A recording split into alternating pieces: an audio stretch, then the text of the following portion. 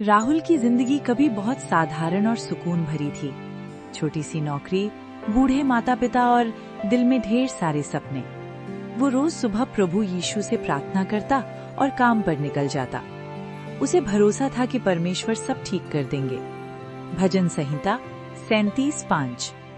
अपने मार्ग को प्रभु के हाथों में सौंप दे और वो सफल होगा। मतलब, जब हम अपने जीवन के फैसले और परेशानियां भगवान को सौंप देते हैं तो वही हमारे लिए सबसे सही रास्ता बना देते हैं। लेकिन 1 साल के अंदर सब कुछ बदल गया। कंपनी बंद हो गई, नौकरी चली गई, पिता की तबीयत अचानक बिगड़ गई, घर में पैसे खत्म होने लगे। राहुल ने हर जगह कोशिश की, नौकरी के लिए आवेदन, दोस्तों से मदद, रिश्तेदारों से बात, लेकिन हर दरवाजा बंद मिलता। एक एक करके उम्मीदें टूटती चली गईं। एक रात अस्पताल के बाहर बैठा राहुल फूट फूट कर रो पड़ा। उसने कहा, प्रभु, अब मुझसे और नहीं सहा जाता। मैंने आप पर भरोसा किया, फिर भी सब क्यों छिन गया। यशाया 41:10। डर मत, क्योंकि मैं तेरे साथ हूँ। आश्चर्यचकित मत हो, क्योंकि मैं तेरा परमेश्वर हूँ। मैं तुझे दृढ़ करूंगा, मैं तेरी मदद करूंगा। मतलब, जब हम अपने जीवन के फैसले और परेशानियां भगवान को सौंप देते हैं तो वही हमारे लिए सबसे सही रास्ता बना देते हैं। लेकिन उस रात उसने पहली बार बाइबल भी नहीं खोली, बस चुपचाप आंसू बहाता रहा। अगली सुबह पिता की हालत और बिगड़ गई। डॉक्टर ने साफ कहा, इलाज महंगा है और हमारे पास ज्यादा समय नहीं है। राहुल के पास देने को कुछ नहीं था, न पैसा, न ताकत, न रास्ता। उसी दिन चर्च के बाहर उसे एक बूढ़ा आदमी मिला। उसने राहुल को देखा और बस इतना कहा, बेटा, जब सब रास्ते बंद हो जाते हैं तब यीशु नया रास्ता बनाते हैं। राहुल को नहीं पता क्यों, लेकिन ये शब्द उसके दिल में उतर गए। उस रात टूटी हुई हालत में उसने घुटनों पर बैठकर प्रार्थना की, यीशु, अगर आप सच में जिंदा हैं तो मुझे संभाल लीजिए। मैं अब सब कुछ आपको सौंपता हूँ। मत्ती 19:26।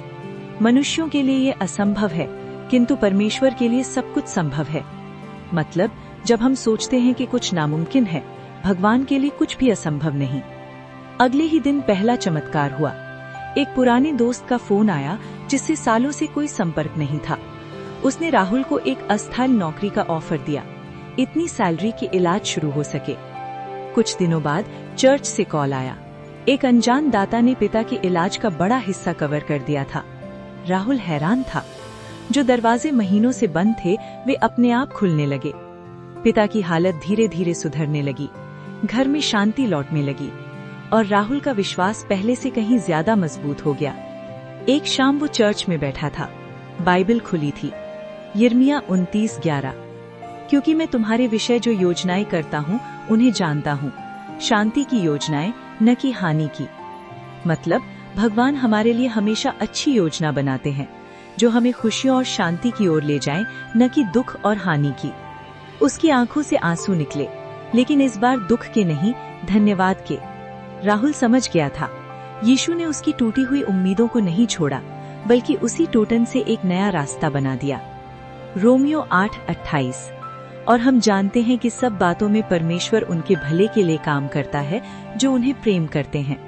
मतलब, चाहे कितनी भी मुश्किलें आएं, भगवान हमेशा उन चीजों को हमारे भले के लिए काम में बदल देते हैं जो उन्हें प्रेम करते हैं। अगर आपको ये कहानी पसंद आई हो तो हमारे चैनल को सब्सक्राइब करें और नीचे कमेंट करके बताएं कि आपको कौन सा बाइबल वर्स सबसे ज्यादा प्रेरित करता है।